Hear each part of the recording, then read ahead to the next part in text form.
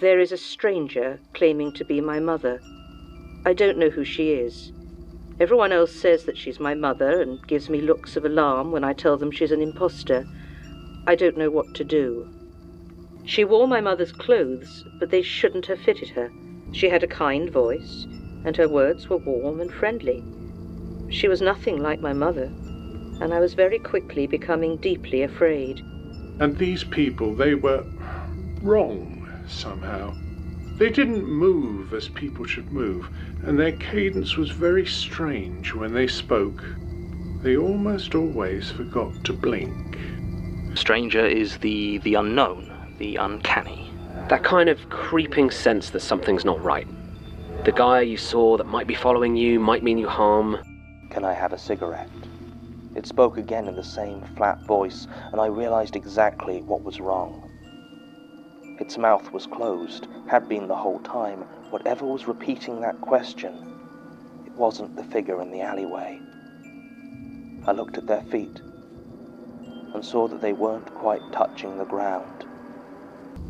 There was something about this new one, something in the way it didn't quite fit with all the other figures on display, the way it held the whip in cruel, sharp fingers, and the way its head never moved, but somehow I couldn't shake the feeling that it was watching me right back. And then there came that snapping, crunching noise. I swear I saw his arm distend itself, the skin shifting as something inside changed and rearranged until it matched the length of bone he was holding up to it. I stared at the stranger, and as my eyes began to adjust, I could make out more details. I could see that their face appeared blank, expressionless, and their skin seemed damp and slightly sunken, like they had a bad fever. Smiling like nothing has ever smiled since. It opened its mouth, for what I then realized was the first time since we met it, and I could see nothing inside save for a dozen long, thick, pointed teeth like a shark. The people, if such they can be called, that I saw in there were of such grotesque proportion and bodily forms that I became obsessed with learning how it was they might still live. It was only when I was many years into my medical training that I finally accepted that, scientifically, such things were not possible.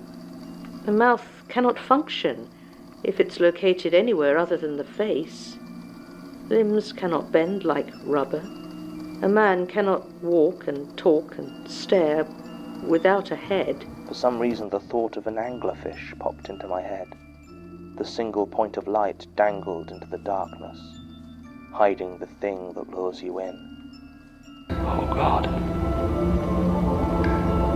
they're not waxworks. I used to call it the anglerfish. I knew it took the skin, used it to coat people made of sawdust and stuffing, but I suppose I thought it just ate the rest. But no, it had a museum to fill with waxworks.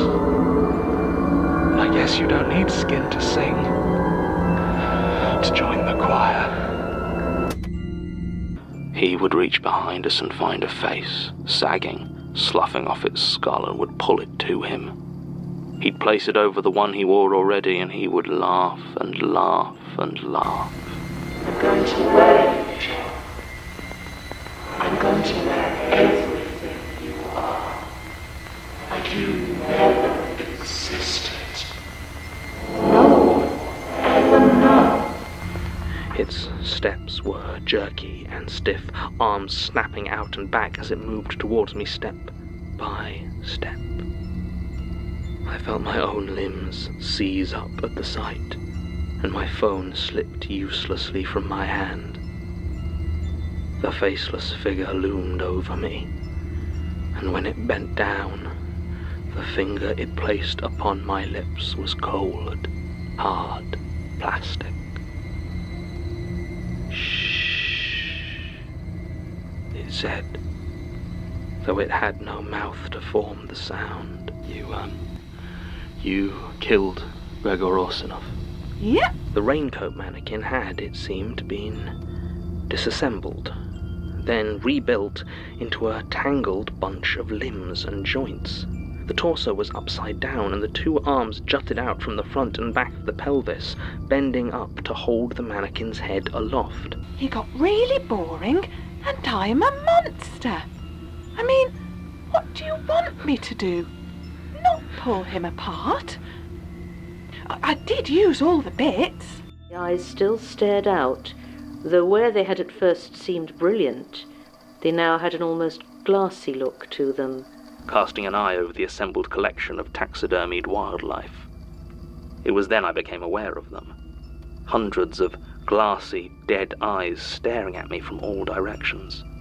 Their eyes had never been alive, and they all seemed to stare in my direction, so that to look too close at any of them was to gaze into that unseeing glass.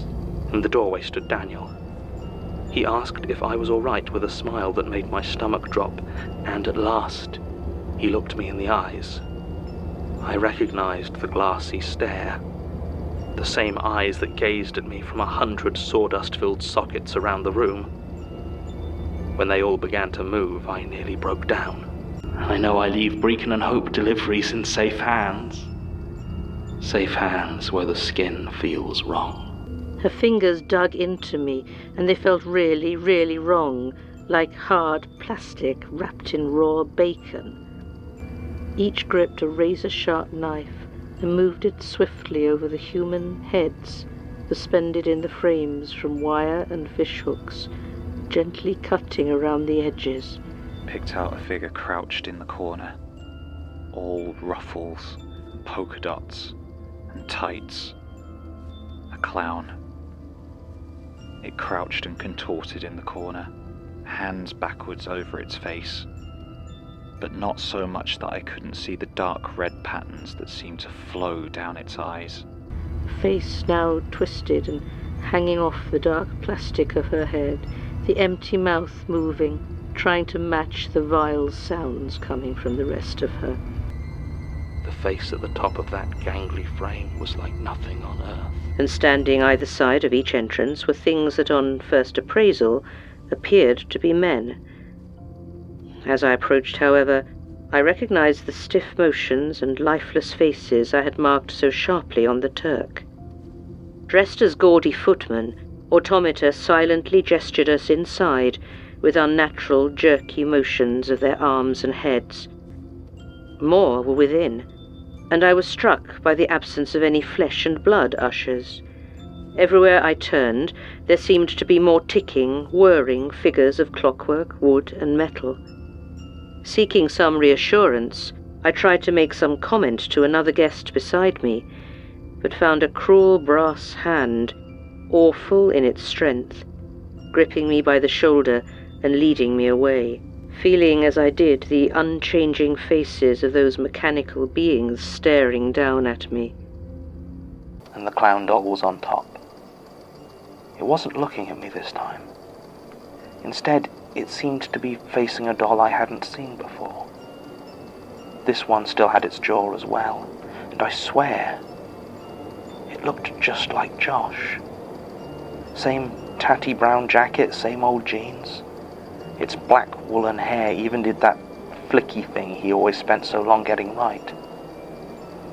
It was lying against the side of the box, and I swear, it looked like the clown was reaching for it. There was then a moment of absolute nothing, wherein I swear that none of us existed within the world. When I returned to being, the mouth upon the altar was speaking English, but I no longer understood it, and I cried to the jailer in a language all my own to let me out of my chair.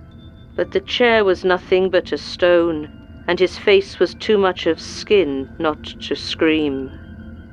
The wooden man in the seat next to me tried to seize my hand, but I no longer possessed any, so I curled my legs into a fist and struck it again and again, until my eyes were full of sweet sherry, and the part of me that sang no hymns bit down and choked upon the soft wood.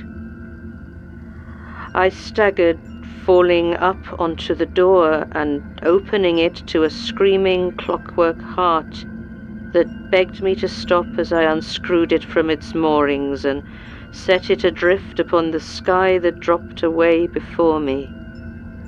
Nothing was anything, and nobody was what they did not pretend to be.